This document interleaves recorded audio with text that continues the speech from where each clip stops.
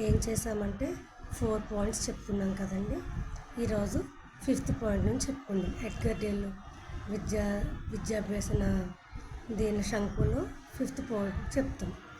విద్యార్థులు విజ్ఞాన యాత్రలు.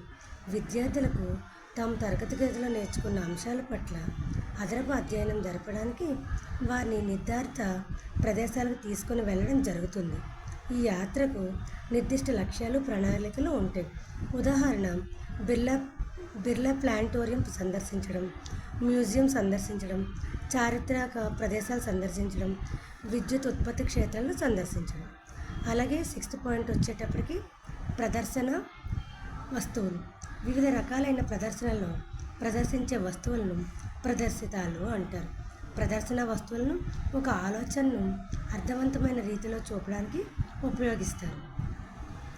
ఉదాహరణకు, నీరు ఏ విధంగా కలుషితం అవుతుందో చూపడం, వ్యర్థం నుంచి విద్యుత్ ఏ విధంగా ఉత్పత్తి అవుతుందో చూపడం మొదలైనవి. అయితే ఈ ప్రదర్శనలు ఒక ఆలోచనలు చాలా వరకు అమూర్తంగా చెప్తాయి, కానీ అవి విద్యార్థికి ఆ అంశం పట్ల అభ్యసనాశక్తిని కలిగిస్తాయి. 7th పాయింట్ వచ్చేటప్పటికి విద్యా టెలివిజన్.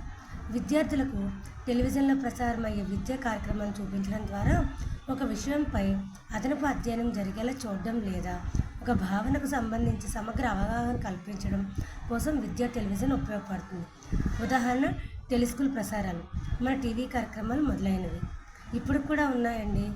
డిడి సప్తగిరి అని ఉంటుంది, అందులో 10th క్లాస్ వాళ్ళవి, అలాగే 6th, 7th, 8th ఒక్కొక్క టాపిక్ చెప్తుంటారండి. టెలిస్కూల్ అని అప్పుడు ఉండేది, ఇప్పుడు కూడా అలాంటిదే ఉందండి. నేను ఒకసారి విన్నాను, చూశాను కూడా. చలనచిత్రాలు లేదా సినిమాలు. ఒక ప్రత్యేక అంశం పట్ల అవగాహన పెంపొందించడానికి రూపొందించిన కార్యక్రమాలను చలనచిత్రాలు లేదా సినిమా మాధ్యమం ద్వారా విద్యార్థులు చూసేలా చేయడం ద్వారా అభ్యాసం మెరుగుపరచవచ్చు. ఈ అభ్యాస అనుభవాలను వినడం, చూడటం జరుగుతుంది కాబట్టి ఒకటి కంటే ఎక్కువ జ్ఞానేంద్రియాల వినియోగం జరుగుతుంది. ఇది అభ్యాసన మెరుగుదలకు దోహదం చేస్తుంది.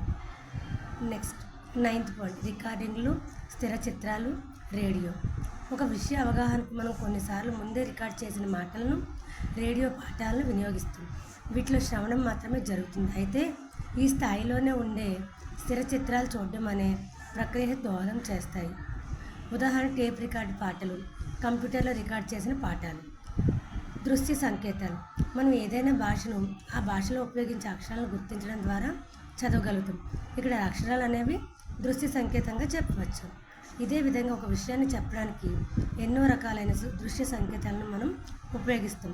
ఉదాహరణకు, ఎక్కువ గుర్తు గ్రేటర్ దెన్, తక్కువ గుర్తు లెస్ దెన్, రసాయన ఉష్ణం విడుదల గుర్తును అప్ యారో మొదలైనవి.